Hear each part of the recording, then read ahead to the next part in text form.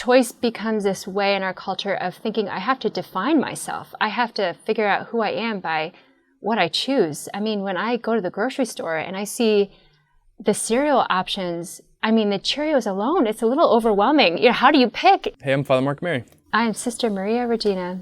And I'm a Franciscan friar with Renewal. I'm a Sister of Life. Sister Maria Regina, welcome back. Thank you. As mentioned last week, she's the Vocations Director for the Sisters of Life. And doing this three-part series. Last week, we laid the foundation. The first question, first principle, who are you, sweet Lord? Who am I? Mm-hmm. Right? And we're going to get into it and some challenges and some of the truths and temptations.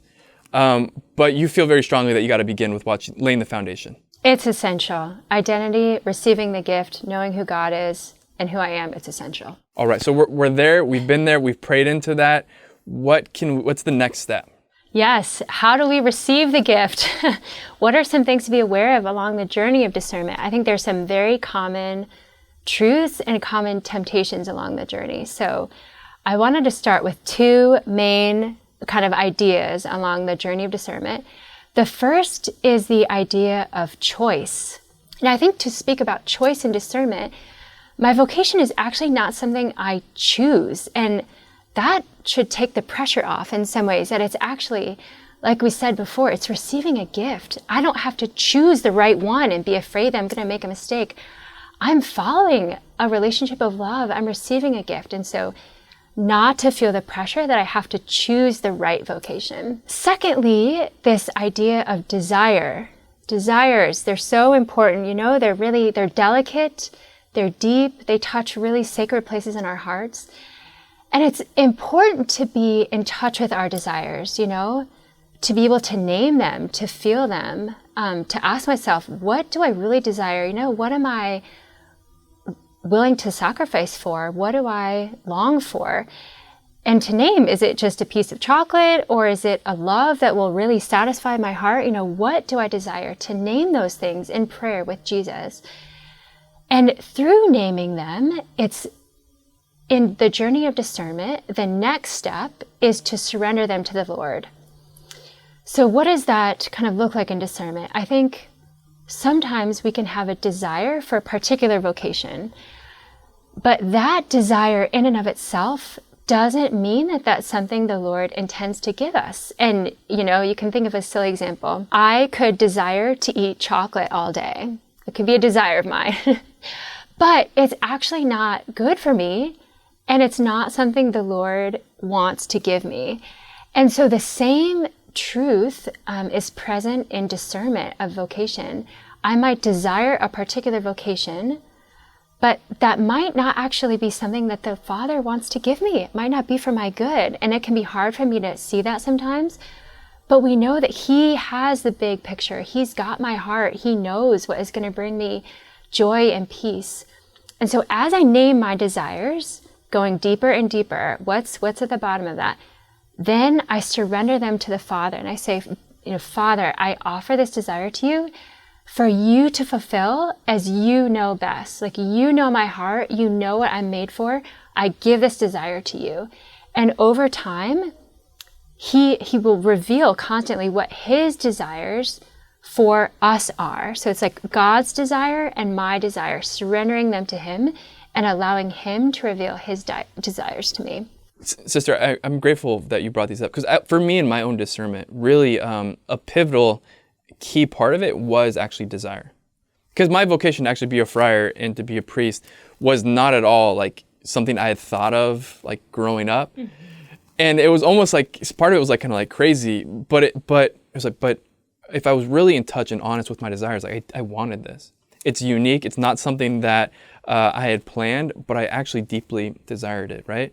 And this is going back to why it's so important to start with, who are you, Lord, and who am I? Like, part of the desire part is knowing who we are, but part of how we're able to actually surrender them with confidence to the Lord is being deeply rooted in who He is.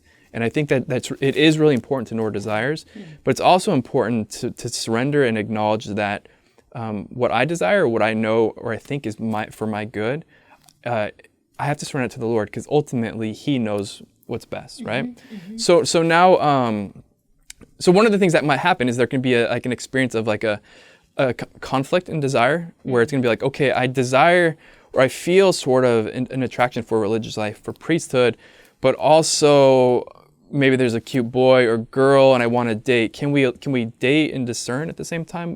What do you think about that? That's a great question. It's a great question, Father. Discerning two vocations at once.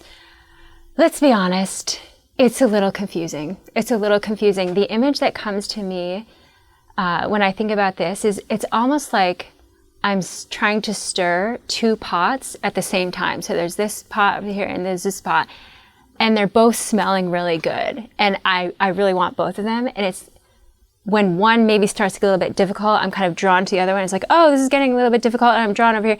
It's very difficult to know when our heart is totally open to both, which one is for us, if that makes sense. So if I'm dating someone, the first discernment is to say, should I be dating this person? Is this relationship, is this a discernment toward marriage? That's the question if I'm dating someone. And I think to take it one discernment at a time. So that's the first discernment. Should I be in this relationship? Is this a discernment for marriage? And answering those questions kind of make the next step clear. Okay, maybe we need to talk about this relationship and where it's going. Maybe it's clear to me, wow, I'm not thinking about marriage with this person. Maybe it's time to think about ending the relationship.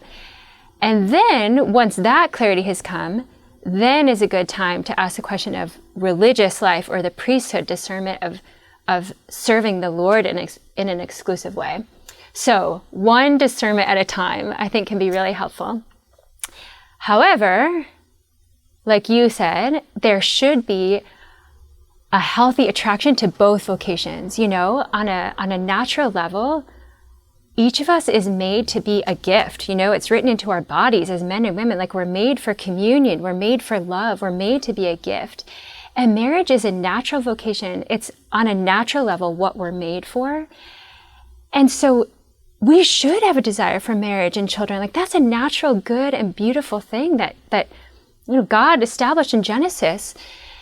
And so if there's something in my heart that is hesitant when it comes toward thinking about marriage, or maybe a fear of intimacy or uncertainty if I want to be a father or a mother, that would be something good to look at with the Lord in prayer, you know, to ask him to shed light on that place in my heart. Is there healing or growth that can happen there?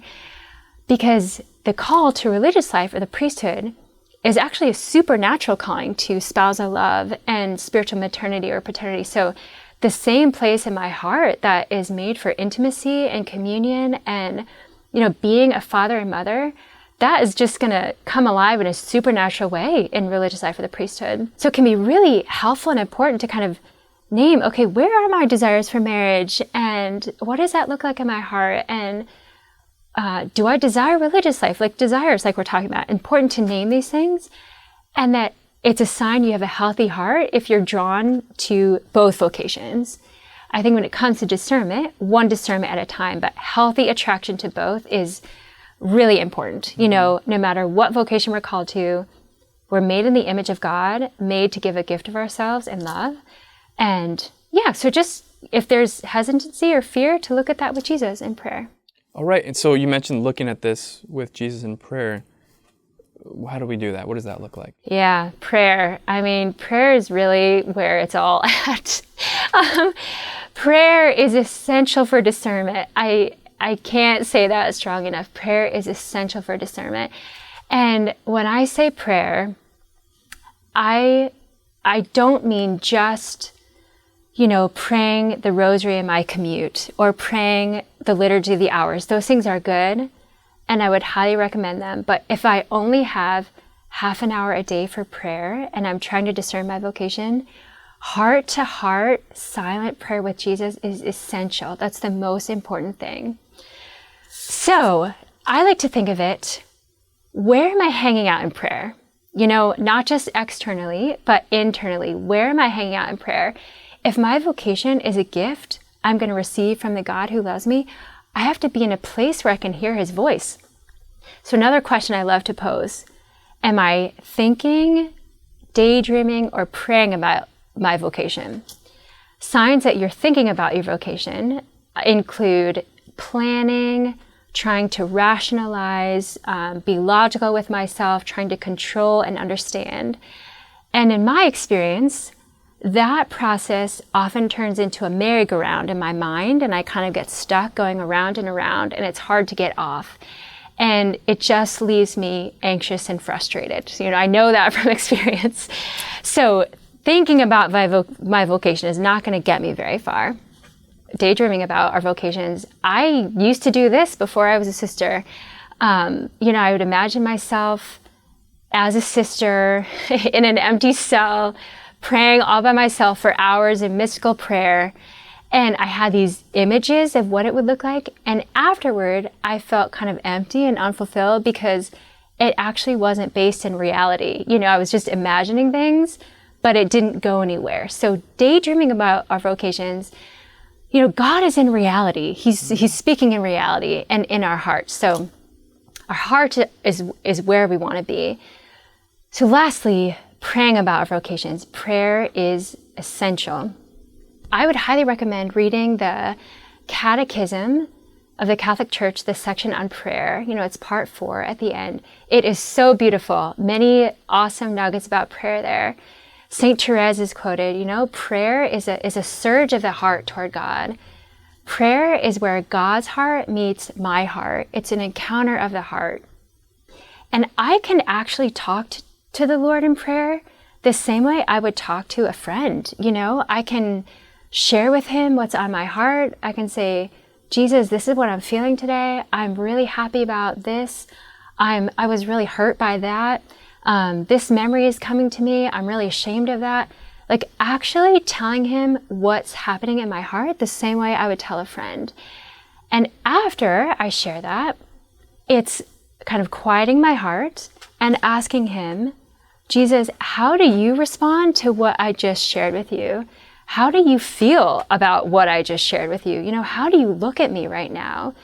And over time, kind of growing in the ability to hear in our hearts his response to that. The image of it, first and foremost, it isn't like looking at a map with Jesus, okay, like where are we going to go? Or it's not like, it's not just like going through like a pros and cons list, but it's heart to heart, right? And it is because it's a love thing, it's a beloved thing. And so the image of discernment is heart to heart. I love that. Mm-hmm.